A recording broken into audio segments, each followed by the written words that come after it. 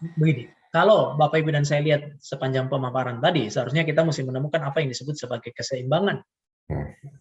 Jadi kalau memang kita bicara mengenai apa, kita bisa bicara mengenai via media lah, via media jalan tengahnya.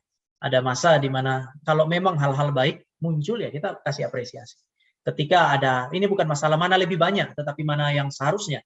Ketika ada hal-hal yang baik, ya nggak masalah kita kasih apresiasi. Memang kadang-kadang suami atau istri lebih gampang mengapresiasi anak daripada saling mengapresiasi.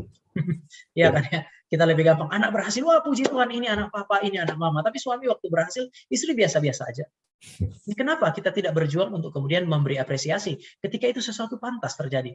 Dan dengan demikian kita juga bisa lebih mudah atau dengan elegan memberikan kritik ketika itu harus terjadi. Jadi jangan mengagung-agungkan apa yang disebut sebagai apresiasi atas kritik dan jangan mengagung-agungkan kritik atas apresiasi. Saya kira enggak. Dua-dua ini sebenarnya tadi saya bilang, saya mulai dengan konsep filosofis sebenarnya. Secara filosofis, kata kritik itu sudah mengandaikan dua-duanya. Jadi menurut saya sih ya harusnya seimbang. Saya kira itu. Ya seimbang dalam pengertian kalau ada hal-hal yang perlu diapresiasi, apresiasi aja. Kalau ada hal-hal yang perlu dikritisi, ya dikritisi. Dan dua-duanya kan dijalankan dengan kasih kan ya. Kalau kita bilang ada satu istilah yang sering dipakai itu standing in truth, berdiri di atas kebenaran, acting in love. Ya kita menyampaikan apa yang disebut sebagai kebenaran itu di dalam cinta kasih. Ya gampang ya ngomong kayak begini.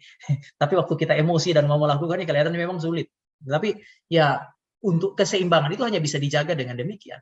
Menyampaikan apa yang kita tahu benar dan mungkin saja melukai pasangan kita, tetapi dengan cinta kasih. Ya bagi saya sekali lagi pengenalan terhadap suami atau istri itu sangat berkaitan dengan kita ya, karena saya mengenal suami saya atau istri saya tahu bagaimana menyampaikan kepada dia supaya tidak benar-benar menghancurkan dia. Luka itu bukan menghancurkan dia. Saya kira itu ya.